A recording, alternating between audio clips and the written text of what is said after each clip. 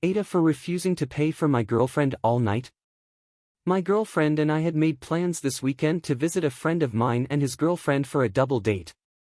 We have had this planned for a while and I have paid for our travel costs and for the hotel room for the night. Last weekend my GF had plans to go out with colleagues for a meal and drinks. She said she would not be out too later and would only be having a couple of drinks after the meal. She ended up staying out all night, which isn't a problem at all, but then the next morning she said she spent more than she expected to and now could no longer afford the double date. She said I'd have to pay for everything or we'd have to cancel because she can't afford it. I was annoyed because she had known about the plans for weeks.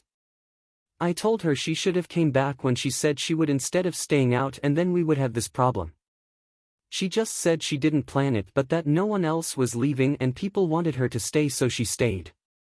I just said she should have thought about the other plans she had and not expect me to pay for her night because she decided to ignore the fact we'd made plans.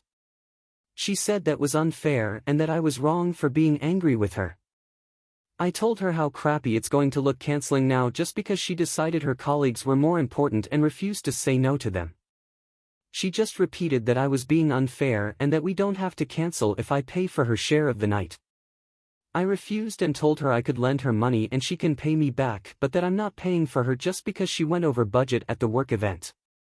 She refused the offer of me lending her money and said I was being a jerk for starting an argument. What do you think?